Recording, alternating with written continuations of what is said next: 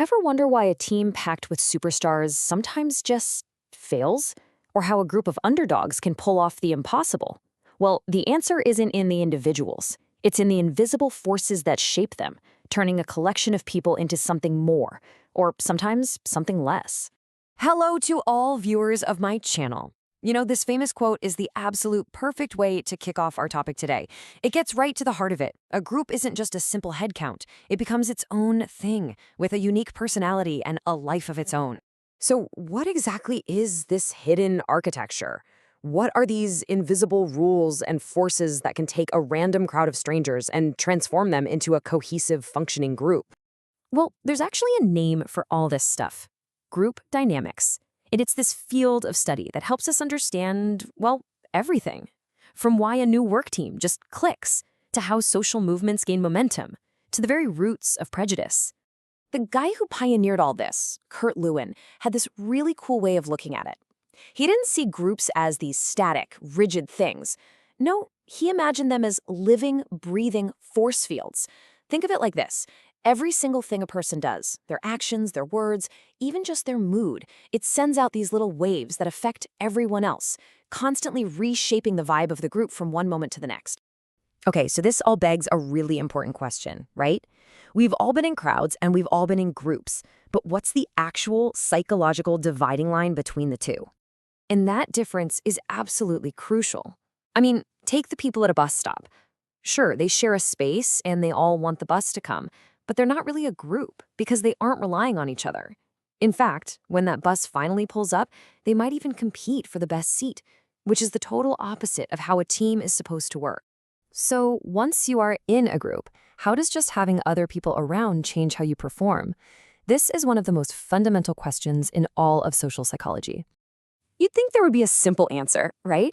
But what's so fascinating is that it's a total paradox. The presence of others can either push us to greatness, or it can make us surprisingly lazy.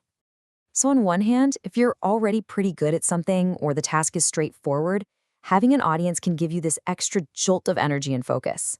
That's social facilitation. The crowd literally pushes you to play at the top of your game. But, and this is the wild part, when the task is a big team effort where nobody can really tell who's pulling their weight and who isn't, a totally different force takes over. We get this thing called social loafing, where our sense of personal responsibility just kind of dissolves into the group. There's a famous experiment that showed this perfectly. So one person pulling a rope by themselves exerted about 63 kilograms of force. You'd think 8 people would pull with over 500 kilograms, right? Simple math. But in reality, get this. They only managed 248 kilograms, less than half their potential. Each person's individual effort just cratered as the group got bigger, even though they all thought they were pulling as hard as they could. All right, so if our individual effort can change so drastically in a group, what happens to our collective thinking? We tend to assume that group decisions will be more balanced and moderate, but is that really what happens?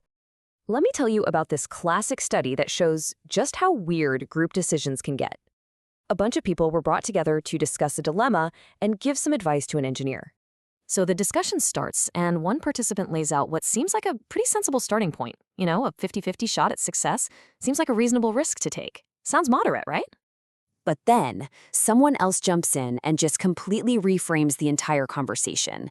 They basically challenge the first guy, implying that a real risk taker would be willing to go for it against much, much worse odds. The social pressure in the room just shot way up. And here's the crucial part.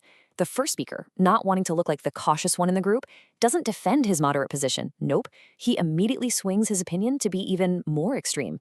You see what happened? The group dynamic didn't find a middle ground. It started pushing everyone to the edge. This is a classic example of something called group polarization. Instead of compromising, group discussions often just crank up the volume on whatever the members were already leaning towards. You see this play out everywhere, but it's supercharged online, where algorithms create these perfect echo chambers that can push conversations to more and more extreme positions. Okay, so we've looked at individuals inside a group and decision-making inside a group. Now let's zoom out one last time and look at the biggest dynamic of all. What happens between different groups? Right at the very core of how groups interact is this powerful, almost automatic bias we all have, called in-group favoritism. It's really simple. It's that fundamental human tendency to see our own group, our us, as better than any them.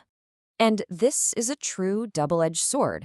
On one hand, this favoritism is the social glue that creates team spirit, loyalty, and solidarity. You need it for a group to function. But on the flip side, that exact same force is the seed of prejudice, discrimination, and even conflict. The line between team pride and hostility toward another group can be dangerously, dangerously thin. So all this brings us to a final, really important question we should probably all ask ourselves. Think about the groups you belong to, your family, your team at work, your community. Are they enhancing you?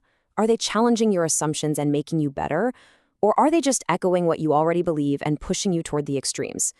The answer reveals the profound power of the groups that shape us every single day. Subscribe to the channel and like, and also suggest your topics for future videos in the comments.